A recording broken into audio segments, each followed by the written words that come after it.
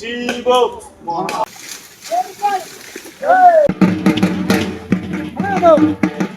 So hey guys, welcome back to my other videos. আমি শুভেন্দু, তোমরা দেখছো লিমিট লাইভ ব্লগ। তো বিগত অনেকদিন ধরে আমি ভিডিও বানাইনি, 2 সপ্তাহ ধরে ভিডিও বানাইনি, ঠিক আছে। আর আমি এখন রয়েছি পুরো শান্তিপুরে, আর পুরো ফাঁকা মাঠে। কৃষ্ণ সন্ন্যাসীটা রয়েছে, এমন সন্ন্যাসী কামিয়েছে আজকে নিয়ে মোটামুটি 4 দিন হয়ে, সরি 3 দিন হয়েছে। আর ভিডিওটা তোমরা প্রথম থেকে পুরোটা ওয়াচ করো, আশা করছি তোমাদের একটু হলেও ভালো লাগবে। ঠিক আছে। আমার হাতে রয়েছে বড় একটা রামদা, এটা সেফটির জন্য রেখেছি গাইজ। আর এটা হচ্ছে আমাদের মূল সন্ন্যাসী উৎপল দা। তারপর কিছু কিছু সন্ন্যাসী আমাদের দিকে এগিয়ে আসে, সব আমরা এক জায়গায় হয়ে আমরা যাব ফল চালানে। তো এখানে আমাদের হাতে রয়েছে বড় একটা কাঠ। যেহেতু আমরা সব সন্ন্যাসী এক জায়গায় হয়ে গেছি, তো বেশি দেরি না করে ফটফট চলে যায় জমির দিকে। চালান দিয়ে সন্ন্যাসী এবার যাবে ঘর, এই থেকে ভাবে সবাইকে নেবে ঘর। বলো শিব শিব মহাবর দিয়ে সবাই পাবে বল, বল নিয়ে ঘর সংসার করবে সবাই। কি কি কি কি কি আরে বলুন কি, বল নিয়ে ঘর সংসার করবে সবাই। कौन है ये लोग? আর এইটাতে শুরু করি না, বল তো বল। হ্যাঁ হ্যাঁ, দেখি দেখি, এ শুধু পটল খাইয়ে লিছে গা। এদিকে ও তো গায়ে শুধু পটলই মুখের মধ্যে ঢুকিয়ে নিল, ও তো শুধু পটলই চিবাতে লাগলো। আর এদিকে আমরা শশা জমি ভেবে আমরা চলে এসেছি পটল জমিতে, তাই ও খেপে গেছিল, তাই আর কি আমরা ওখান থেকে চলে যাই সামনের দিকে। যারা এতদূর ভিডিও দেখে নিয়েছে অলরেডি, ঠিক আছে। আর যদি ভালো লেগে থাকে তাহলে অবশ্যই লাইক কমেন্ট শেয়ার সাবস্ক্রাইব করতে একদম ভুলবে না। অবশ্য বড় কথা হচ্ছে যে আমি কদিন ভিডিও বানাতে পারিনি, মিনিমাম 2 সপ্তাহ হয়ে গেল। কাশ্মীর ব্লগ লাস্ট ছিল, আর কোনো কন্টেন্ট পাইনি বিশেষ করে। আর এখন এই রাত্রে এসেছি ফল চ্যানেলে, ঠিক আছে। এই ছোট বাচ্চার হাতে দা, আর আমি রয়েছি পেছনে। আর আমার ব্লগের লাইটটাও আনতে মনে নাই, ব্লগিং এর লাইটটা আনতে তো পুরো ভুলে গেছি। তো তোমরা যেহেতু এত দূর ভিডিও দেখে নিয়েছো, তাহলে অবশ্যই লাইক কমেন্ট শেয়ার সাবস্ক্রাইব করতে একদম ভুলবে না। ভিডিওটা তোমরা দেখতে থাকো।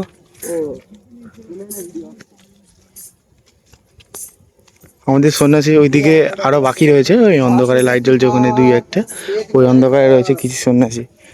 আর আমরা মিনিমাম 5 থেকে 6 জন মতো এসেছি, আলের মধ্যে দিয়ে হাঁটছি, এটা হচ্ছে বড় কথা। যারা এই ধরনের ভিডিও তোমরা দেখোনি, অবশ্য দেখো, ভালো লাগবে। ভিডিওটা তো অনেকটা বড় হয়ে যাবে, কিন্তু তোমাদের আশা করছি অনেকটাই ভালো লাগবে। আর এই হচ্ছে আমি।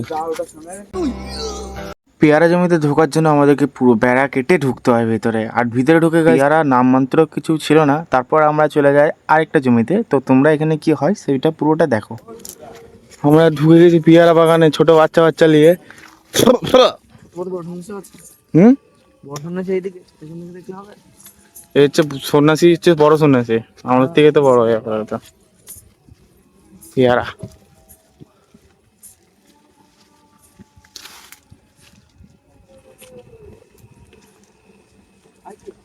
রাত বাজে 12টা।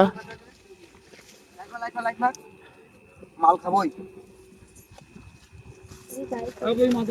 পাইছি পাইছি, প্লিজ এটা খাইনি।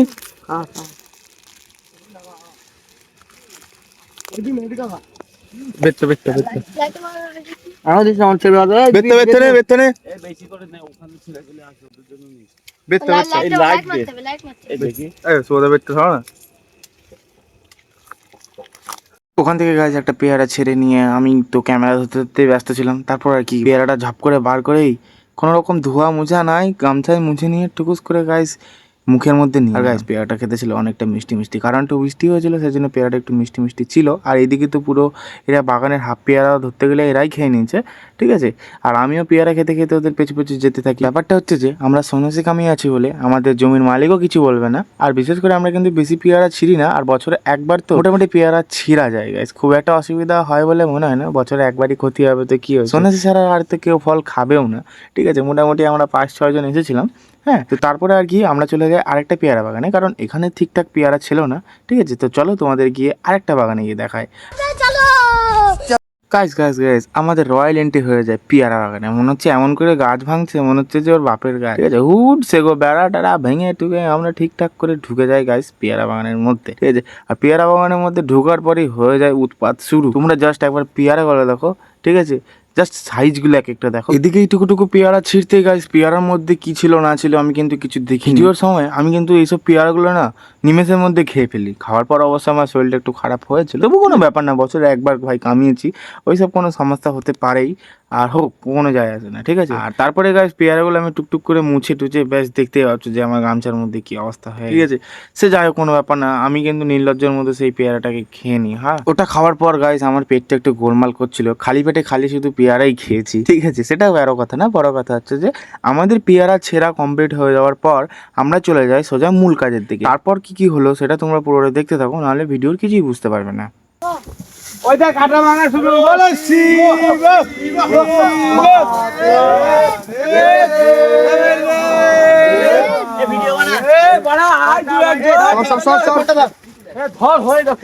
ওই দিক খেয়াল তুলা না পারলে বলি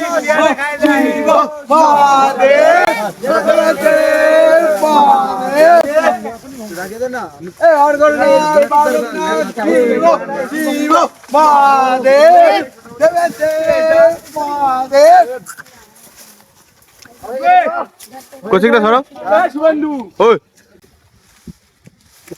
শিব শিব মহাদেব দেব দেব মহাদেব আমি শিব শিব মহাদেব দেব দেব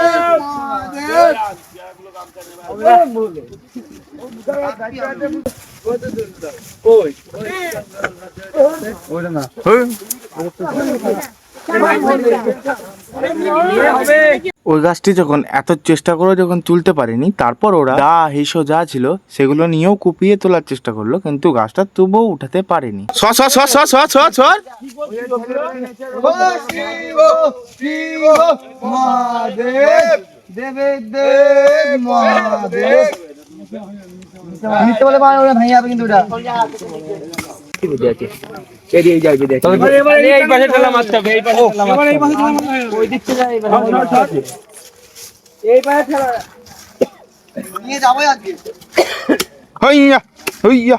মার মার হাট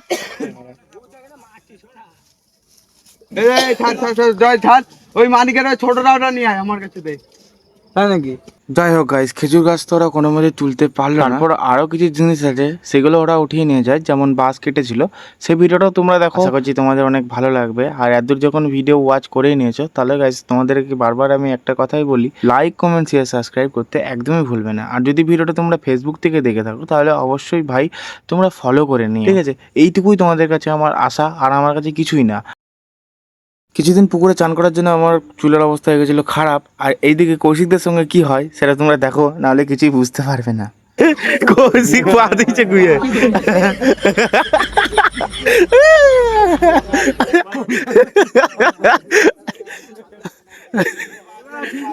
রাস্তার পর আগিয়ে থইছে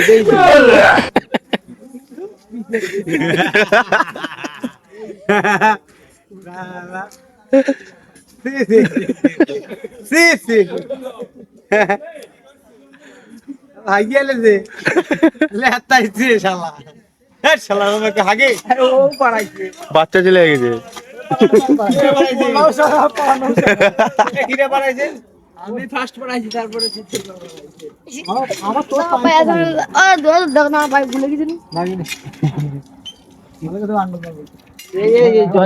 ওদিক থেকে উৎফলদা আর কৌশিকদা পুরো এঁচড়ের কাঁধিটা কেটেই নামিয়ে দেয়, ঠিক আছে। লোকের ক্ষতি ভাই মোটামুটি বেশ ভালোই করে নিয়েছে এরা। যদি সন্ন্যাসী ছাড়া হতো না, এদেরকে মেরে পুরো ফাটিয়ে ফেলতো আমাদেরকে, ঠিক আছে।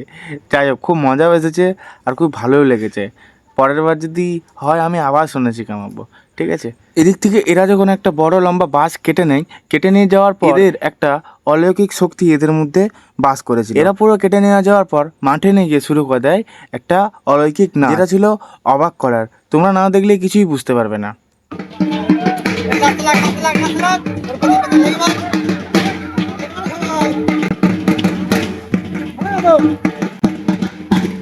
আমরা ভাই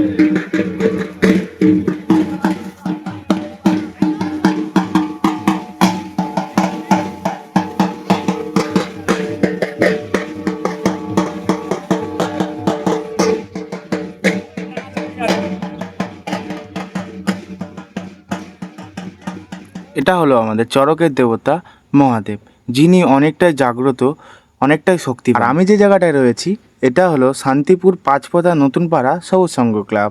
এখানে গাইজ আমার একটা বন্ধুর বাড়ি, সেই কারণে আমি এখানে সন্ন্যাসী কামিয়েছিলাম। আমার এই ভিডিওটা ছিল এইটুকুই। যদি তোমাদের ভালো লেগে থাকে তাহলে অবশ্যই লাইক, কমেন্ট, শেয়ার, সাবস্ক্রাইব করতে একদমই ভুলবে না। আর আমার এই ভিডিওটা পুরোটা আমি শেষ করলাম আমাদের শিবের ধ্বনি দিয়ে।